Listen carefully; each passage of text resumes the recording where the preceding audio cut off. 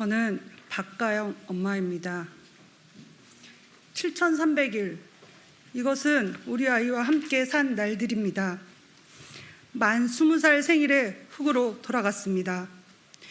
만일도 안 되는 짧은 삶을 마치고 별이 되어 부모의 마음에 박혔습니다. 우리 아이는 대학 입학 후 3번의 방학 동안 2-3개의 아르바이트로 하루에 12시간씩 일을 하면서 1,000여만 원의 돈을 모았습니다. 왜일까요? 패션 디자이너라는 꿈이 있었던 아이가 그 꿈을 위해 유학 자금으로 모았던 것입니다. 그런데 그 돈은 아이의 묫자리를 사는데 쓰이게 됩니다. 아이가 사고가 났다는 친구의 연락을 받고 순천향병원으로 갔는데 아이의 신원이 확인이 되지 않아서 보여줄 수가 없다며 밤새 병원 앞에 세워두었습니다. 그 앞에서 이유도 모른 채 수십 구의 희생자들이 이동되는 것을 보고만 있었습니다. 우리 아이는 친구가 구급차를 함께 탔었고 구급대원이 전화를 받고 아빠와 직접 통화를 했는데도 무연고자 취급을 받으며 12시간을 넘게 이곳저곳을 끌려다녔습니다. 저는 밤새 병원 앞 길바닥에서 기자들이 하는 말들을 동냥하듯이 듣는 것이 전부였습니다. 그곳엔 말단 공무원 하나 나오지 않았고 어떤 상황인지도 설명해 주는 사람 하나 없었습니다. 동이 트니 정신이 들어 서울 시내 병원마다 전화를 걸어보고 이동하면서 미친 듯이 아이를 찾기 시작했습니다. 결국 우리가 찾아냈습니다. 그 자리에 가만히 있으면 연락을 주겠다던 용산경찰서장은 끝까지 연락이 없었습니다. 이게 말이나 되는 얘기입니까? 저는 아이의 마지막을 모릅니다. 여태껏 어떤 기관도 알려주지 않습니다. 아는 기관도 없습니다. 이 정부는 도대체 할 줄 아는 것도 아는 것도 없습니다. 무능해도 이렇게 무능할 수가 있는지, 잔머리들은 왜 이렇게 빠른지, 도대체 어떤 대가리에서 이런 결과를 내는 것인지 답답하고 분노가 치밉니다. 명단 공개가 표륜이라고요? 명단 비공개는 은폐입니다. 유가족이 희생자의 명단을 공개하고 기자회견을 하는 것은 국민들에게 잊지 말아달라고 하는 것이 아니라 대통령이 기억하고 여야가 기억하고 정부가 기억해서 다시는 이런 참사가 일어나지 않아 남아있는 아이들을 지키지 못하는 일은 없게 해달라는 우리들의 울부짖음입니다. 어제 장제원 의원은 말했습니다. 처음부터 국정조사 합의를 하지 말았어야 한다고. 당신의 아들은 살아있다고 안심되십니까? 안심하지 마십시오. 당신이 이 나라의 정치인으로 있는데 어떻게 안전하겠습니까?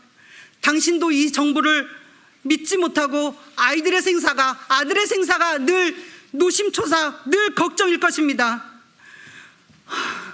정진석 의원은 민주당이 요구한 이상민 장관의 해임 건의안을 갑툭튀라고 망언을 합니다. 왜 입으로 똥을 싸십니까?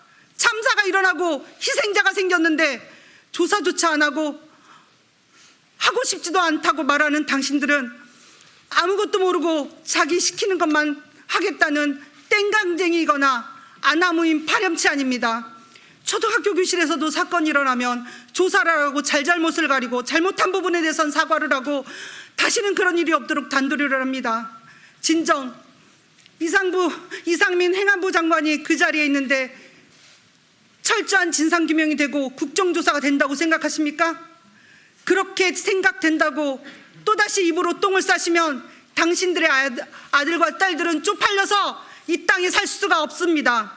살 수 있겠습니까? 제발 정상적인 사고를 하십시오.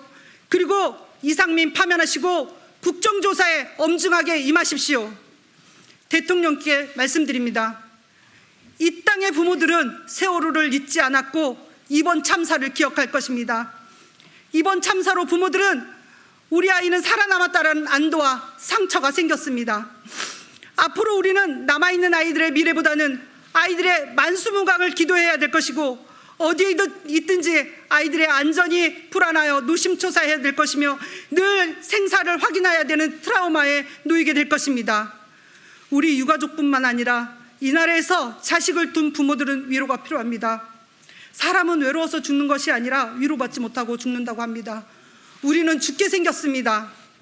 우리에게 위로는 대통령의 대국민 사과입니다. 저는 IM 요소를 찾아가 늘 이렇게 사과를 합니다. 지켜주지 못해 잘못했다고 용서해달라고. 어제 뉴스에 대통령은 사과를 했는데 왜 자꾸 사과하라고 하냐고 말이 나오더군요. 언제 하셨습니까? 종교 행사에 가서 유감을 표시했지. 아이들에게 추모도 했다고 하는데 어디다 하셨습니까? 국화꽃이 슬프다고 합니까? 국화꽃이 억울하다고 합니까? 국화꽃은 좋겠습니다. 대통령이 추모도 받고. 대통령은 사과하십시오. 주어가 정확히 들어간 사과를 하십시오. 피지도 못하고 꺾인 우리 아들도가 유족들에게 지켜주지 못해서 잘못했다고 용서해달라고 진심으로 사과하십시오. 대통령의 사과는 단순한 사과가 아니라 국민에 대한 위로입니다. 대통령의 사과로, 철저한 진상규명으로, 행안부 장관의 파면으로, 재발방지 대책으로 피지도 못하고 꺾인 꽃들을, 유가족들을, 이 땅의 부모들을, 우리 국민들을 위로하고 안심시켜 주십시오. 새끼 잃은 어미는 절규합니다. 대통령이 진심 어린 사과가 필요하다고 이 땅의 우리 아이들, 딸들에게 말하고 싶습니다. 여러분들은 이 무책임하고 후한무치한 정부로부터 여러 고비를 거치며 살아남은 사람들입니다. 간곡히 부탁합니다. 어떤 어렵고 위험한 상황에서도 살아남으십시오. 그래서 부모를 장례식장으로 부르는 일은 없도록 하십시오. 부모는 자식을 장례식장에서 맞닥뜨리면 여러분들 위해 대신 살아줄 수가 없습니다. 그날로 함께 인생을 죽기 때문입니다. 정부는 여러분에게 각자 도생하라고 합니다. 개인의 안전은 개인이 책임지라고 합니다.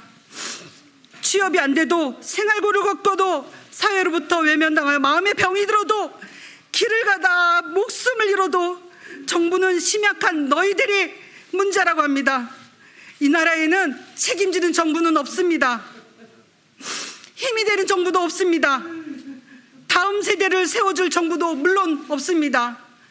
다음 세대는 누구나의 미래가 아니라 각자가 근근히 연명하거나 강하게 치열하게 살아남은 사람들일 것입니다. 여러분, 이것이 차별입니다.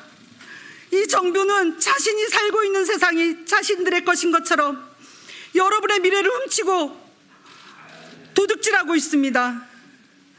도둑질 당하고 매맞고 천대받고 조롱당하고 있는 정부로부터 학대받는 우리들의 아들, 딸들이여, 그래도 꼭 살아남으십시오. 그리고 앞으로의 미래가 누구에나 있는 것이 되도록 분노해 주십시오. 여러분들은 천하보다 귀하고 귀한 우리의 보물입니다. 그래서 이 엄마는 끝까지 싸울 것입니다. 저 무책임한 사람들이 책임지고 물러날 때까지. 새끼 잃은 어미의 절규를 들어주셔서 감사합니다.